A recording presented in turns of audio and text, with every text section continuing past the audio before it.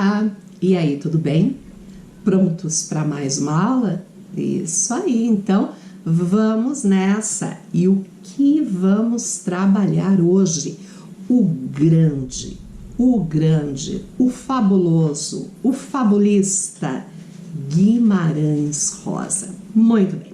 João Guimarães Rosa pertence à terceira fase do modernismo. Então, quando a gente fala na terceira fase, é aquela que começa em 1945 e vai até os dias de hoje. Eu tenho um vídeo que eu falo sobre o modernismo de terceira fase e as características dele, como também tem um vídeo abordando esta princesa aqui, Clarice Lispector.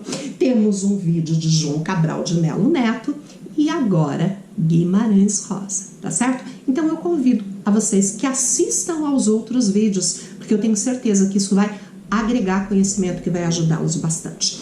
E João Guimarães Rosa, uma foto dele, ali embaixo da assinatura. João Guimarães Rosa nasceu em 1908 em Cotisburgo, Minas Gerais. Ele é mineirinho, formado em medicina, trabalha em várias cidades do interior mineiro, sempre demonstrando profundo interesse pela natureza e pelo modo de viver e de falar do sertanejo. Consta a biografia dele que enquanto médico ele ia para os vilarejos atendendo e ele tinha um caderninho em que ele anotava o jeito de falar do povo, expressões, as crendices, a cultura, e que isso tudo serviu de base para que ele pudesse elaborar as suas obras, para que pudesse escrever. Em 1934 ele inicia uma carreira diplomática e em 1958 é nomeado ministro. Em 1967 ele toma posse na Academia Brasileira de Letras e isso é muito interessante. Ele recebeu o primeiro convite para a academia, né? E é interessante porque é um sonho. Você ser convidado para participar da Academia Brasileira de Letras é a consagração de todo escritor. É como um artista, um esportista poder participar de uma Olimpíada. Quando ele recebeu esse convite, ele foi tomado de uma angústia muito grande.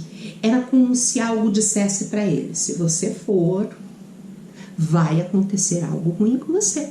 E ele chegou a dizer para sua mulher que ele tinha esse presságio. Então ele recusou, ele não aceitou. O primeiro convite da academia ele recusou. Mas passado mais um tempo, ele teve um novo convite. Daí ele falou: puxa, e agora, né? Como é que eu vou dizer que eu não quero? E outra bobagem, né? Ficar prendendo com esses achismos, essas superstições. E ele aceitou. Isso aconteceu em 1967. Ele tomou posse. 3 dias depois dele ter tomado posse na academia, ele morre. Repentinamente, ele não estava com nenhum problema de saúde, ele morre vítima de um ataque cardíaco no Rio de Janeiro. Verdade ou não?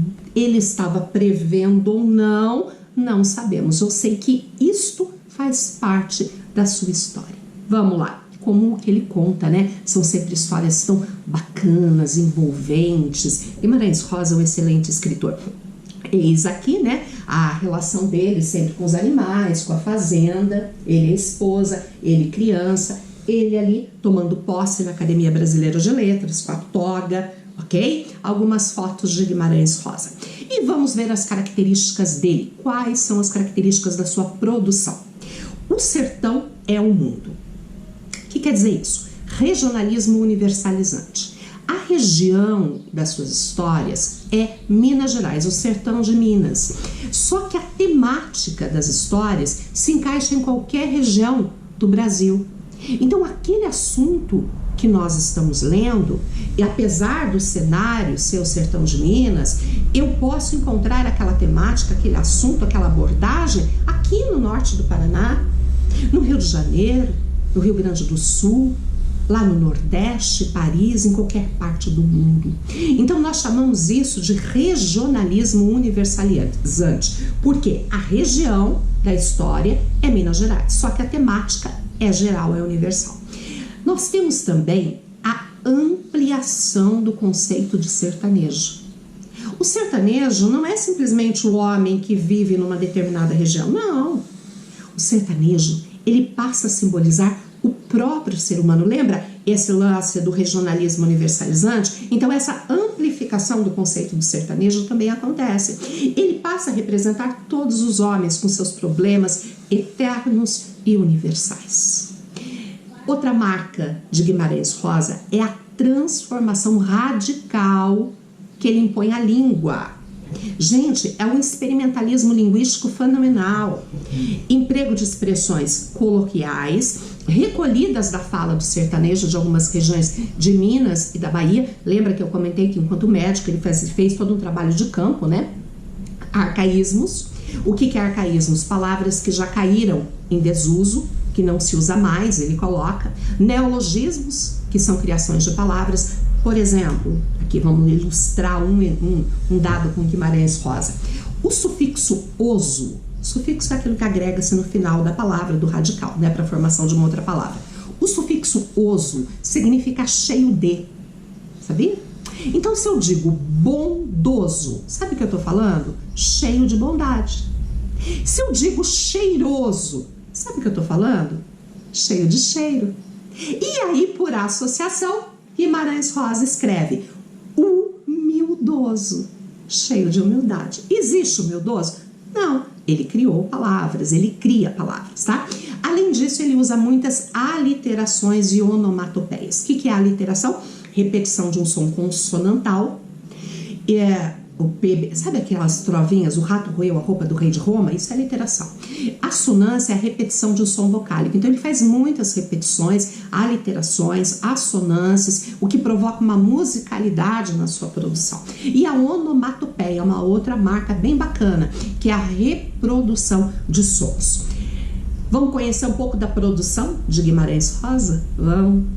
Vou falar de duas obras, tá? Ele tem muitas obras escritas, mas duas aqui vai chamar a atenção pra gente. Sagarana, que é um livro de contos, inclusive já esteve na lista de livros da UEL, como de outras grandes universidades. E aí a gente já percebe o neologismo que eu falei há pouco, a partir do título de Sagarana. Vamos ver isso? Sagarana, saga é um neologismo, vem do radical germânico, que designa narrativas em prosa, histórica ou lendária. Então, uma narrativa histórica, uma narrativa lendária. Irana vem do tupi-guarani, orama, que significa feito de, a semelhança de.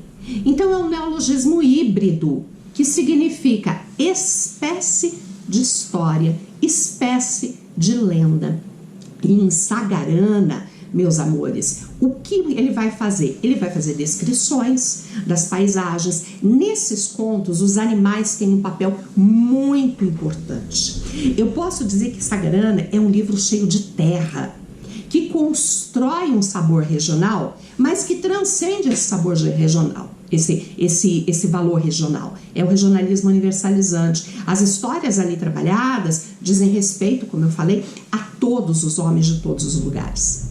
Eu tenho aqui a prosa poética, muito bacana, que eu já vi lá em Clarice Lispector, e aqui eu tenho. É uma linguagem poética de Sagarana que incorpora recursos de todas as espécies, sendo que um dos aspectos mais salientes é a criação de palavras, né? Desde o próprio título, e isso a gente chama de neologismos. Ainda falando sobre Sagarana, a invenção de palavras sempre tem como ponto de partida a fala dos sertanejos, suas expressões, suas particularidades, e com isso as palavras recriadas ganham força e significados novos. Tranquilo? Muito bem. Agora eu vou chamar uma outra obra.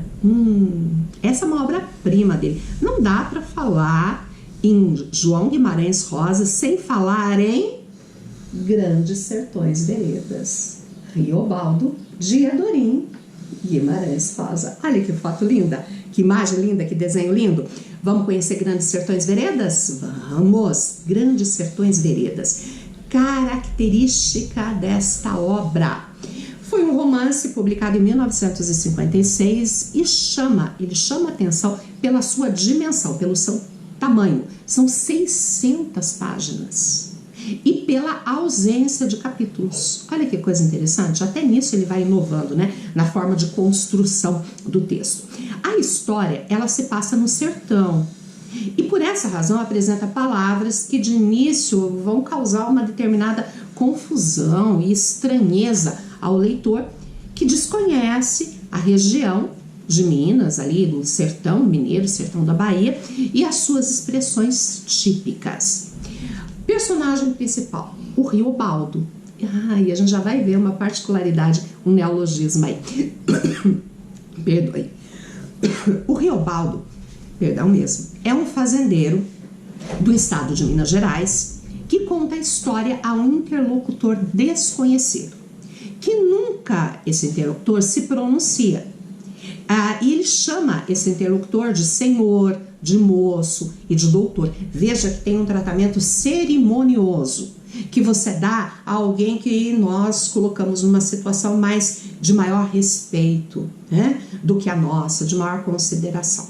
São histórias aqui de disputas, de vinganças, de longas viagens, de amores e mortes, vistas e vividas pelo ex-jagunço Riobaldo, nos vários anos em que ele andou por Minas, Goiás e sul da Bahia. O romance gira em torno das lembranças de Riobaldo, do jagunço, no sertão mítico, mitológico, e de seu amor por Diadorim. A narrativa, essa longa narrativa de 600 páginas, 100 capítulos, ela não segue uma forma linear, mas podemos tirar dela muito da história de Riobaldo. Depois da morte da mãe, né, Riobaldo, que inclusive, mas deixa eu primeiro falar da mãe, depois da morte da mãe dele, que era uma mulher pobre, que vive com uma agregada em uma grande fazenda no interior de Minas, o Riobaldo passa a morar com seu padrinho. E decepcionado com esse, que era provavelmente seu verdadeiro pai, então esse padrinho era o pai dele, ele acaba fugindo de casa. E segundo o próprio Riobaldo, os episódios que vive com o bando não lhe agradam, o bando de cangaceiros que ele faz parte. O narrador passa a perceber que existe entre ele e Diadorim uma relação diferente, da qual que não se podia ver entre os jagunços, né? Cabra macho, né? Diadorim é simultaneamente a representação do masculino e do feminino, do celeste e do demoníaco, da certeza e da dúvida. Vamos conhecer a história? A história é assim.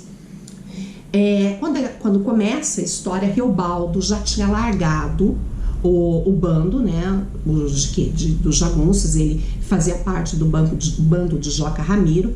Joca Ramiro só tinha um filho chamado Diadorim. Diadorim era descrito como um menor do bando, ele era pequenininho, de poucas palavras, falava muito pouco, silencioso, tal. E o Riobaldo foi fazer parte desse bando.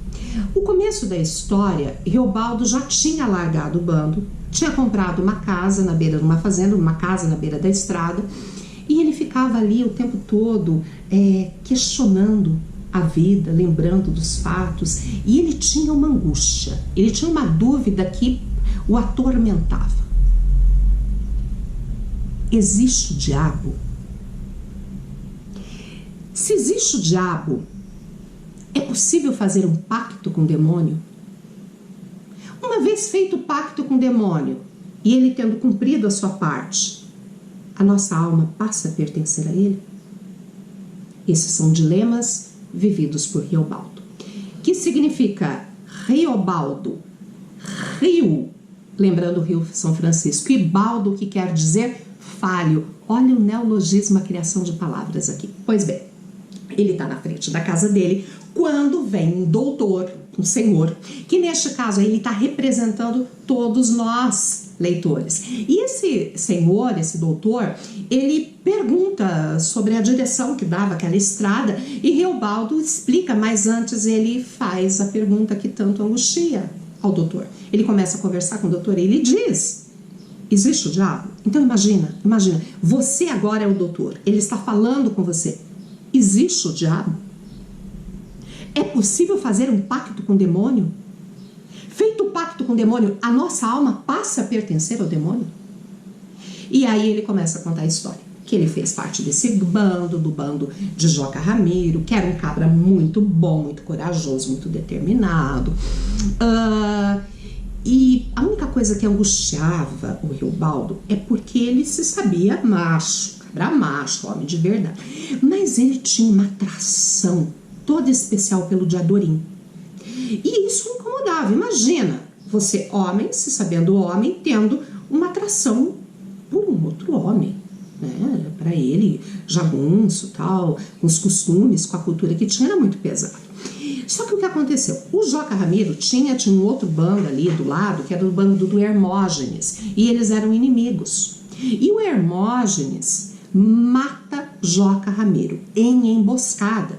E Riobaldo fala que só poderia ter sido emboscada, porque de outra forma, tete a tete, frente a frente, imagina que Joca Ramiro se deixaria pegar. É um homem muito bom, que tinha muitas mortes pelas costas, mas um homem determinado, corajoso, que não se deixaria envolver assim. Mas Hermógenes, na trairagem, matou Riobaldo. Foi um baque para o bando.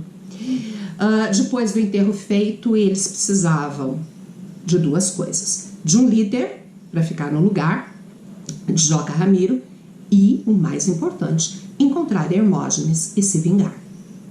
A primeira pessoa que eles pensaram era o filho de Joca Ramiro, o Diadorim, mas o Diadorim disse que não quer assumir. E quem assume o bando, a liderança do bando? O Riobaldo. Riobaldo assume, meio a contragosto. Ele nunca gostou muito dos hábitos, da violência que lá tinha, mas ele a seguia.